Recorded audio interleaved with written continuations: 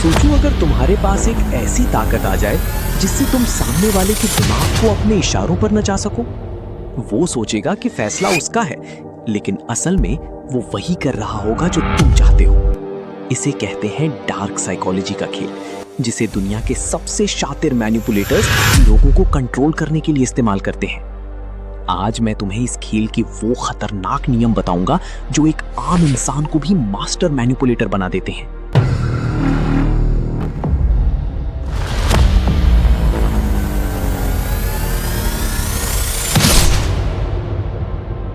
इस खेल का सबसे पहला और अचूक नियम है रिवर्स्ड साइकोलॉजी। ह्यूमन माइंड का एक नेचुरल सिस्टम होता है। जब भी तुम किसी इंसान को किसी काम को करने से सख्ती से मना करोगे, उसका दिमाग सबसे पहले उसी काम को करने के लिए बगावत करेगा। अगर तुम किसी से कहो कि पीछे मुड़कर मत देखना, तो वो सबसे पहले पीछे मुड़ेगा। इस खेल का दूसरा सबसे बड़ा हथियार है इल्यूजन ऑफ चॉइस। जब तुम किसी को कोई काम सौंपना चाहते हो, तो उसे सीधे हुक्म मत दो, बल्कि उसके सामने दो ऐसे रास्ते रख दो जिनमें से वो जो भी चुने, फायदा सिर्फ और सिर्फ तुम्हारा हो। जब इंसान को लगता है कि उसके पास चुनने की आजादी है, तो वो खुद को सिचुएशन का मालिक समझने लगता है, जबकि असल में वो तुम्हारे बिछाए जाल में फंस चुका होता है। सामने वाले को लगता है कि मर्जी उसकी चल रही है, पर वो खेल तुम्हारी पिच पर खेल रहा होता है। इसके बाद आता है तीसरा सबसे खतरनाक हथियार, गिल्ट ट्रैप। इंसान ज्यादातर फैसले दिमाग से नहीं, भावनाओं और इमोशंस के बेस पर लेता है। एक शातिर मैनिपुलेटर कभी किसी से जबरदस्ती नहीं करता, वो सामने वाले के इमोशंस को हाईजैक करता है। जब कोई तुम्हें हर्ट करे और तुम बिना चिल्लाए, बिना गुस्सा हुए अपनी आंखों में एक गहरी खामोशी लेकर उसके सामने खड़े हो जाते हो, तो सामने वाला अंदर तक कांप जाता है।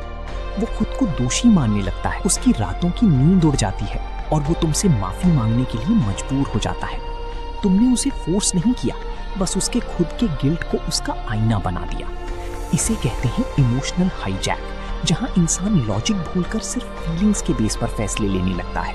और इस खेल का सबसे आखिरी और सबसे जानलेवा हथियार है द पावर ऑफ साइलेंस।